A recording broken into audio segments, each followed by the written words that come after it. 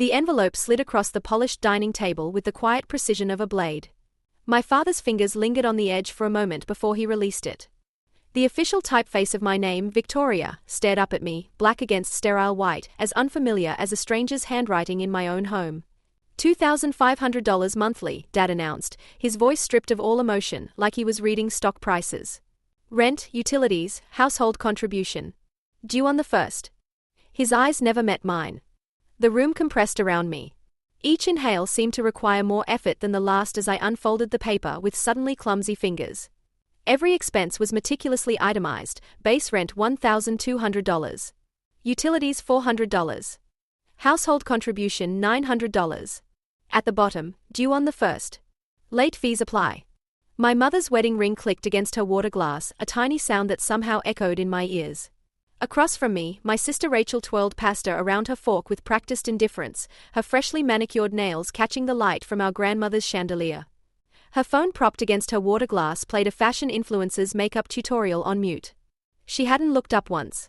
I started. Rachel's still finding her path, Mom cut in, her voice syrup-sweet with venom underneath. You, on the other hand, have 2 stable jobs, Victoria. It's time you learned responsibility. Stable. Their word for exhaustion. Stable because I hadn't had a weekend off in 6 months. Because I worked at the bank from 8 to 4, then sprinted across town to wait tables until midnight. Because I skipped breakfast and clipped coupons and still slept in the same blue-walled bedroom I'd painted when I was 10. The invoice trembled slightly in my hand. Each number a quiet indictment. When does this start? I asked, my voice sounding distant to my own ears. Next week, Dad replied, folding his napkin with mathematical precision. We trust you can manage it. Mom's fork tapped against her glass. And late payments come with a $50 fee. The corners of her mouth lifted in what might have passed for a smile. That's how the real world works, dear. My name is Victoria, I'm 25 and a bank teller with an art degree gathering dust. This is the story of how I reclaimed my worth by purchasing what they valued most. I nodded because what else was there to do? I folded the paper with care, slipped it into my pocket, and excused myself before the pressure building inside my chest could crack me open at the dinner table. Inside, a storm was brewing, not of tears or even anger, but something colder and more deliberate. Upstairs, I opened my laptop. My checking account balance glowed back at me, $2,842.17. Not good, not terrible, just tired like me. I created a new spreadsheet and titled it Rent Receipts. The keys clicked under my fingers with quiet purpose. Downstairs, Rachel's laughter floated up the stairs as she responded to something on her phone. I added a new column, expenses they don't pay. It turned out I was learning, just not the lesson they thought they were teaching. When I checked my credit card statement later that night, I saw her name. Rachel. Sephora. $127.43. Postmates. $35.86. Spotify Premium. $9.99. The truth hit me with numbing clarity. I wasn't just paying to live in my childhood home. I was funding my sister's lifestyle. By the end of that week, I'd clocked 5 full days at the bank, 3 closing shifts at the restaurant, and eaten maybe 4 proper meals. My wrists ached from carrying trays, my legs hummed with fatigue, and my inbox contained 3 overdraft notices. When I walked in Friday night, Rachel was sprawled across the couch in one of my old sweatshirts, claiming it like conquered territory. The TV flickered with a reality show's artificial drama. On the coffee table sat a package addressed to me, the shipping label showing my credit card as the payment method. Rachel, I said, my voice oddly steady as I lifted the package. Did you use my card again? She didn't even blink, eyes still fixed on the TV. You said I could once. That was for textbooks. Months ago. She shrugged, still not looking at me. Well, you never changed your login. I waited for a flicker of guilt, a moment of recognition. Nothing. Mom appeared in the doorway, wiping her hands on a dish towel. What's going on?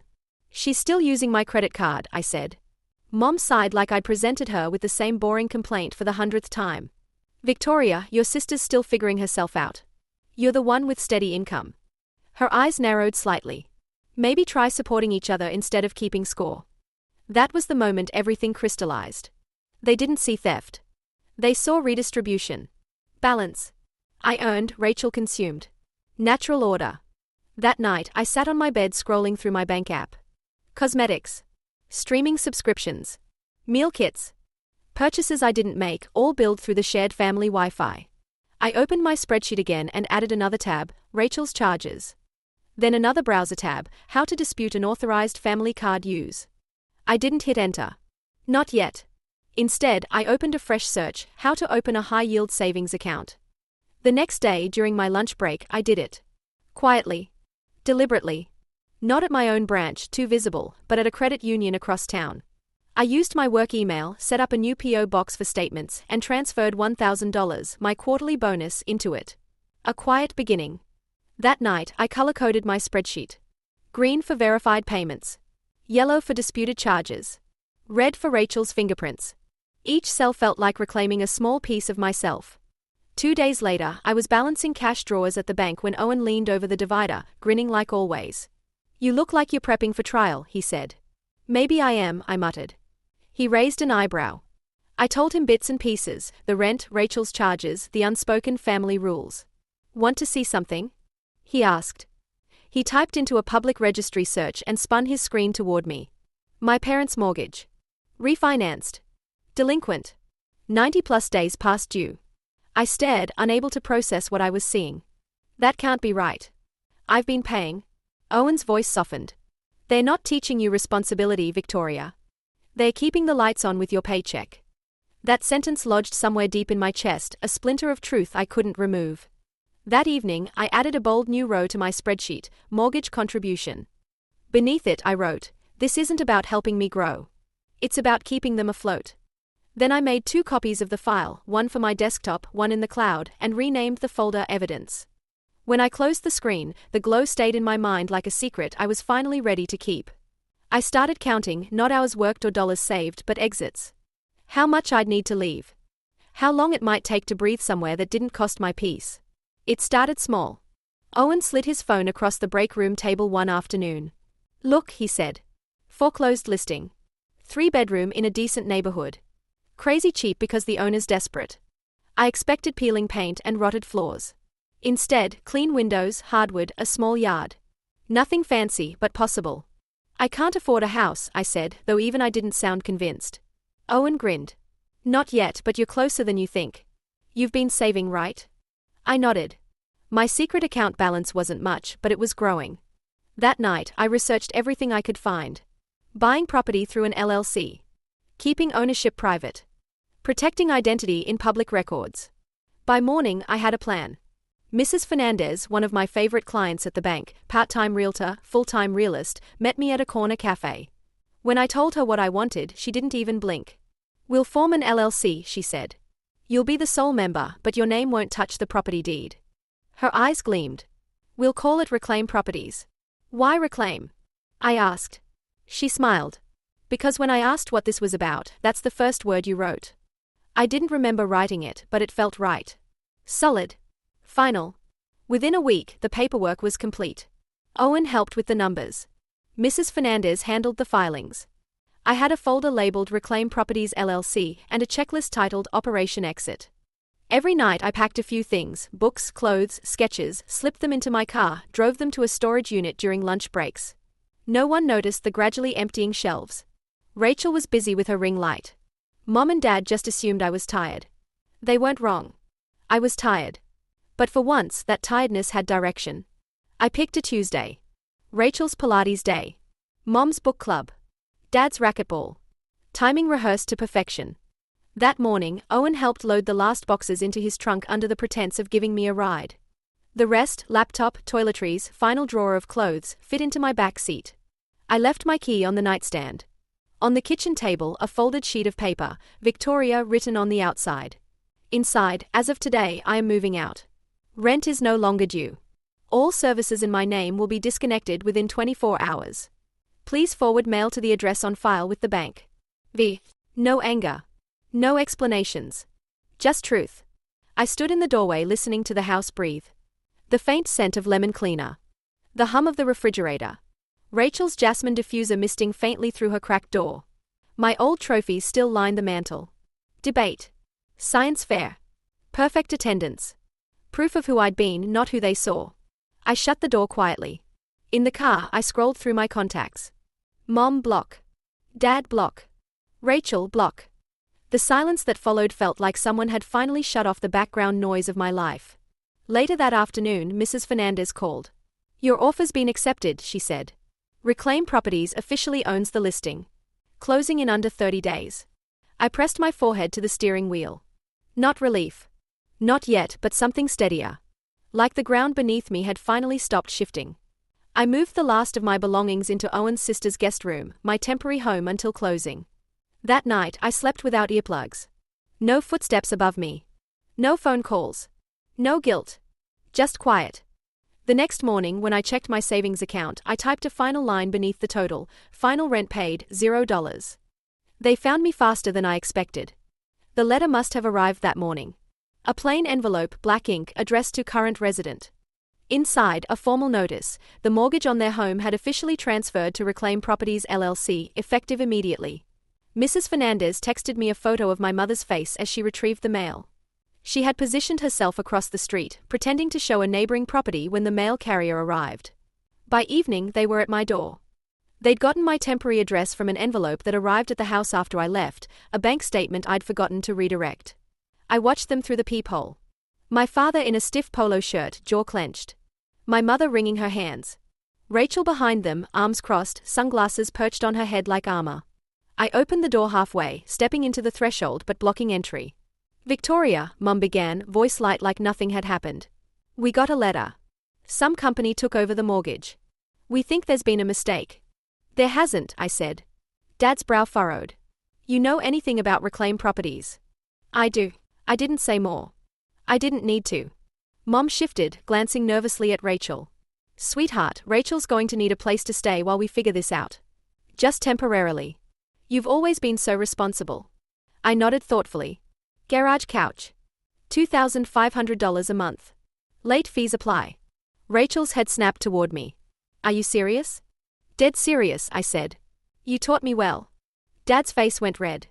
"This isn't a game, Victoria. We're your family." I tilted my head.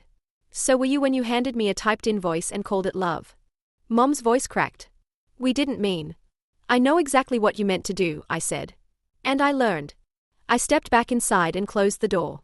Their voices muffled through the wood. No yelling. No pounding.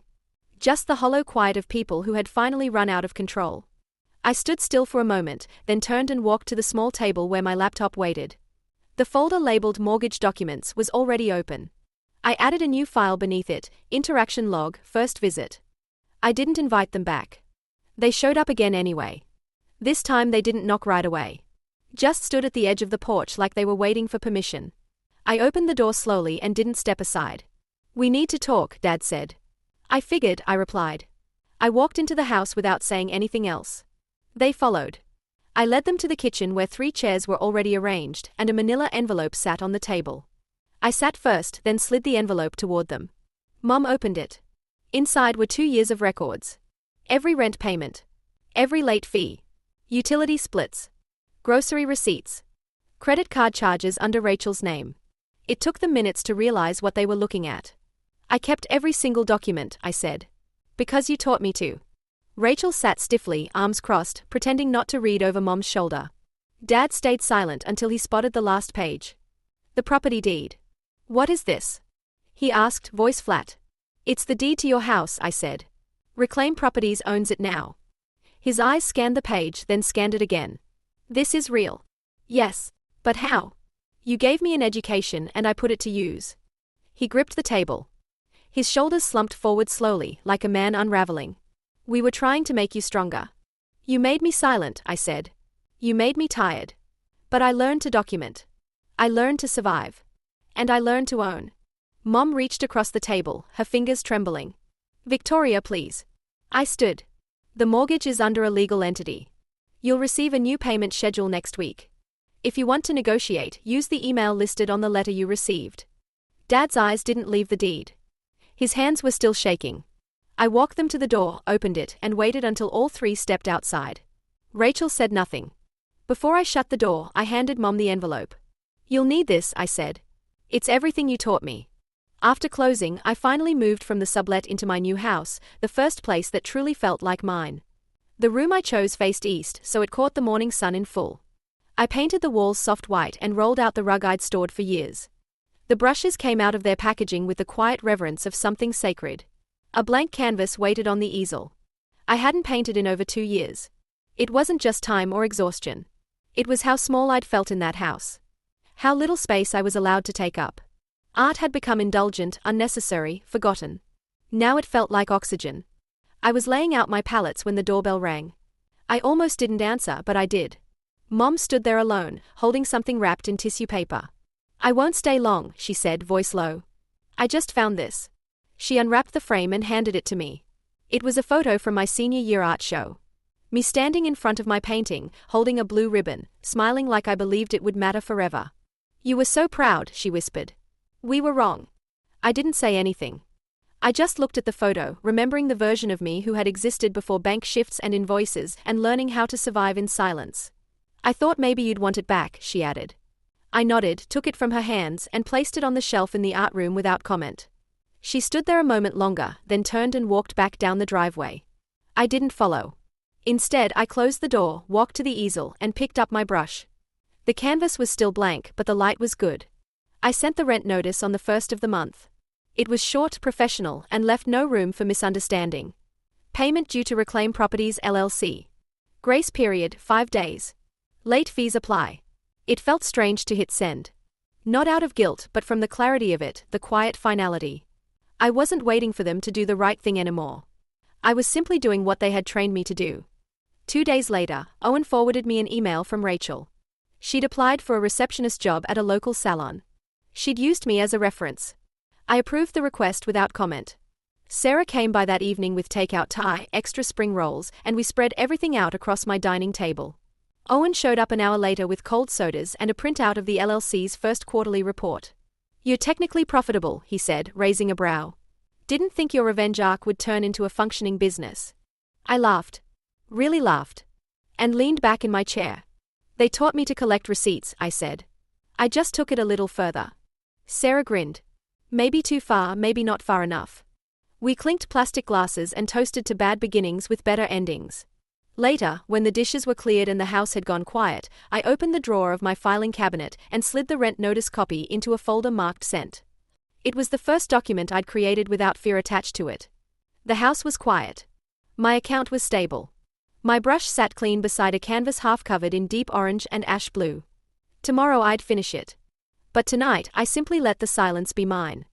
2 months after settling into my new home, I found a small commercial space downtown and signed the lease for my art studio. The studio smelled like new beginnings.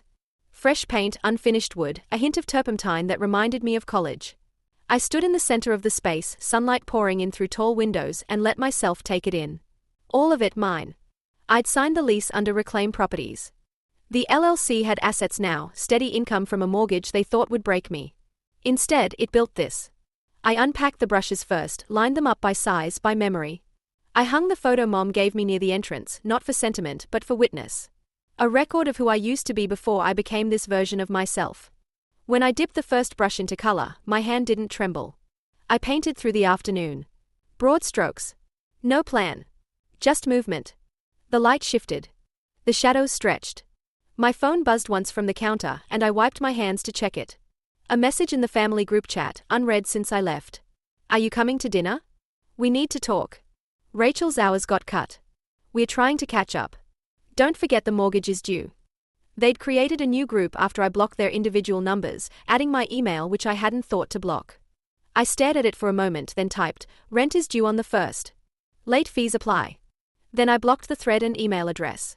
No more explanations. No more negotiations. Just quiet. I turned off the phone, placed it in the drawer beneath the canvas table, and stepped back to look at what I'd created. It wasn't finished. It didn't need to be. The silence in the studio wasn't empty. It was earned.